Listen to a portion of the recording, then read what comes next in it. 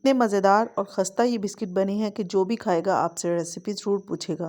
बिस्मिल्लाहिर्रहमानिर्रहीम, अस्सलाम वालेकुम। आज मैं आपके लिए लाई हूँ एक बहुत ही मज़ेदार और बिल्कुल नई बिस्किट की रेसिपी, जिसको हम विदाउट अवन बनाएंगे। तो चलिए फिर रेसिपी स्टार्ट करते हैं। रेसिपी अच्छी लगे तो इसको लाइक ज़रूर करना है और फ्रेंड्स एंड फैमिली में शेयर भी करना है।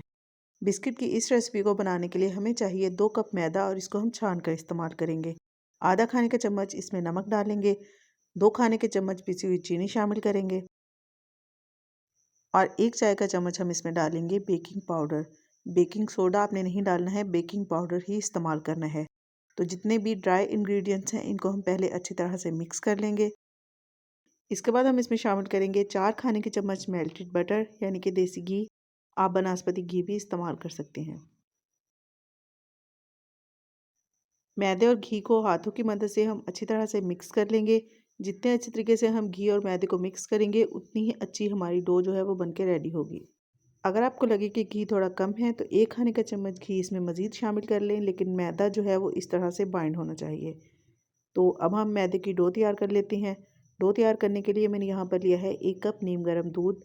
आप इसकी जगह पर पानी भी इस्तेमाल कर सकती हैं, लेकिन अगर दूध डालेंगे तो जो बिस्किट है इसका टेस्ट और भी ज़्यादा अच्छा हो जाएगा। थोड़ा थोड़ा दूध डालते जाएंगे और साथ साथ इसको मिक्स करते जाएंगे। यहाँ पर हमने इसकी एक मीडियम सॉफ्ट सी डो बनाकर तैयार कर लेनी है। मिक्स करने के बाद हम हाथ को हल्का सा घी लगाकर इसको बहुत ही अच्छे से गूंद देंगे। जिस तरह से हम आटा गूंदते हैं बिल्कुल इस तरीके से हमने गूंदना है। तकरीबन 4 से 5 मिनट तक हम इसको बहुत ही अच्छे से नीट कर लेंगे ताकि ये बिल्कुल सॉफ्ट हो जाए। अच्छा, आमतौर पर जब हम बिस्किट की डो बनाते हैं तो उसको बहुत ज़्यादा गूंदा नहीं जाता है, जस्ट उसको मिक्स किया जाता है और उनमें घी भी ज़्यादा क्वांटिटी में इस्तेमाल होता है। लेकिन आज की जो रेसिपी है ये थोड़ी डिफरेंट है। बाकर खानी बिस्किट आज हम बना रहे हैं तो इसकी डो को इसी तरह बहुत अच्छे तरीके से पहले नीट किया जाता है और बाद में इससे बिस्किट तैयार किए जाते हैं। डो को गूंदने के बाद इसको तकरीबन 15 से 20 मिनट का रेस्ट देंगे ताकि ये थोड़ी सी सेट हो जाए। नेक्स्ट स्टेप में हमें चाहिए 4 खाने के चम्मच मैदा और तकरीबन 5 खाने के चम्मच इसमें मेल्ट किया हुआ घी शामिल करेंगे। अच्छा, यहाँ पर ना आपने ऑयल इस्तेमाल नहीं करना है। अगर आप इसमें ऑयल डालेंगे ना तो आपके जो बिस्किट हैं वो बिल्कुल भी क्रिस्पी नहीं बनेंगे, क्योंकि बेकरीज़ वगैरह में जो बिस्किट बनाए जाते हैं उसमें घी का ही इस्तेमाल किया जाता है। तकरीबन 20 मिनट हो चुके हैं और जो हमारी डो है वो बहुत अच्छे से सेट हो चुकी है। अब हम इसको रोलिंग पिन की मदद से फ्लैट कर लेंगे। अच्छा, डो हमने क्योंकि बिल्कुल सॉफ्ट बनाई थी तो बेलने में बहुत ज़्यादा टाइम नहीं लगेगा और जितना हो सके आपने इसको पतला बेल लेना है। तो यहाँ पर मैंने इसको रेक्टेंगुलर शेप में बेल लिया है। अब हमने जो मैदा और घी की स्लैरी तैयार की थी उसको अच्छी तरह से इसके ऊपर स्प्रेड कर देंगे। इसके बाद हम इसको इस तरीके से फोल्ड कर लेंगे। दोबारा से इसके ऊपर मैदा और घी की स्लैरी लगाएंगे और अगेन इसको फोल्ड कर लेंगे।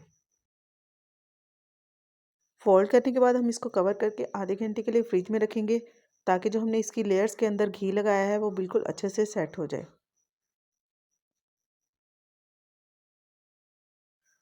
आधे घंटे के बाद इसको फ्रिज से निकाल लेंगे और दोबारा से रोलिंग पिन की मदद से इसको फ्लैट कर लेंगे।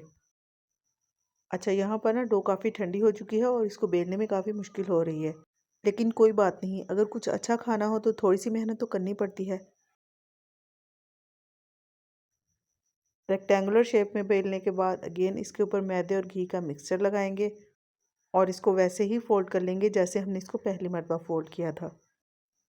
अच्छी तरह से कवर करके दोबारा से इसको तकरीबन आधे घंटे के लिए फ्रिज में रख देंगे ताकि ये सेट हो जाए। डो को रेस्ट दिए हुए तकरीबन आधा घंटा हो चुका है और यहाँ पर जो हमारी बाकर खानी बिस्किट की डो है वो बिल्कुल रेडी है। अब हम इससे बिस्किट तैयार करेंगे।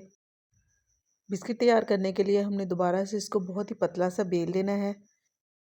बेलने के बाद इसके ऊपर हल्का सा घी लगाएंगे और दोबारा से इसके ऊपर मैदा डस्ट करेंगे और इसको हाथ की मदद से थोड़ा सा सेट कर लेंगे। इसके बाद हमने इसको इस तरीके से एक साइड से रोल करना है। बिल्कुल टाइटली रोल करेंगे ताकि जब हम इसको पीसेस में कट करें तो इसकी लेयर्स जो हैं वो खुले नहीं। बाज़ार से हम जो बाकर खानी ख़रीदते हैं वो पफ पेस्ट्री की जो शीट है उससे तैयार की जाती हैं और उनमें शॉर्टनिंग यानी कि घी की जगह पर यूनिपफ इस्तेमाल किया जाता है। उसकी रेसिपी भी मैं आप लोगों के साथ शेयर करूँगी। उसको घी से ही तैयार किया जाता है। रोल करने के बाद हम इनको इस तरीके से आधा इंच के फासले से कट कर लेंगे। अच्छा, आधे इंच से ज़्यादा मोटा मत रखिएगा, अगर ज़्यादा मोटा रखेंगे ना तो जो बिस्किट हैं वो क्रिस्पी नहीं बनेंगे, ठीक है ना। तो यहाँ पर देखें हमारे जो बिस्किट हैं इनके ऊपर बहुत ही अच्छी सी लेयर्स बन गई हैं। आई डोंट नो कैमरे में उस तरह से नज़र आ रही हैं या नहीं, लेकिन रियल में अगर हम देखें तो इसके अंदर बहुत ही ज़बरदस्त सी बारीक बारीक लेयर्स बनी हुई हैं। हल्के हाथ से इसको थोड़ा सा फ्लैट कर लेंगे, लेकिन अगर आप चाहें तो इसको वैसे भी बेक कर सकते हैं, कोई मसला नहीं है। बिस्किट को बेक करने के लिए मैंने यहाँ पर बेकिंग ट्रे के अंदर बटर पेपर लगा दिया है। आप चाहें तो सिंपल पेपर भी लगा सकते हैं। बिस्किट के ऊपर अच्छा सा कलर आए इसके लिए हम अंडे की जर्दी में दूध मिक्स करके इसको ब्रश की हेल्प से लगा देंगे। थोड़े से सेसमी सीड्स यानी कि सफ़ेद तिल इसके ऊपर स्प्रिंकल करेंगे और साथ ही थोड़ी सी चीनी लगा देंगे। इससे बिस्किट के ऊपर एक बहुत ही अच्छा सा क्रंच आ जाएगा।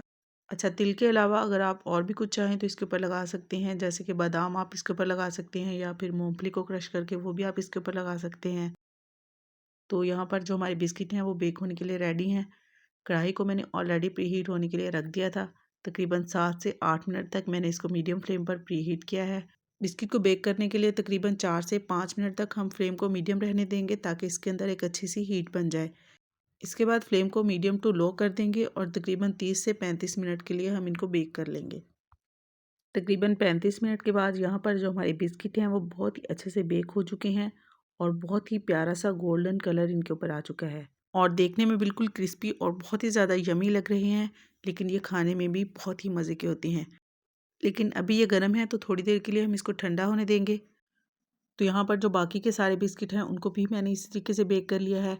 बहुत ही ज़बरदस्त, बहुत ही मज़ेदार जो बिस्किट हैं वो बनकर तैयार हुए हैं और बच्चों को तो ये बिस्किट बहुत ही ज़्यादा पसंद आते हैं। आप ये बिस्किट मेहमानों को चाय के साथ सर्व कर सकती हैं। आई होप उनको इतने पसंद आएंगे कि वो आपसे रेसिपी ज़रूर पूछेंगे। रेसिपी अच्छी लगे तो इसको लाइक ज़रूर करना है और फ्रेंड्स एंड फैमिली में शेयर भी करना है। फिर मिलते हैं इंशाल्लाह बहुत जल्द एक नई रेसिपी के साथ। अल्लाह हाफिज़।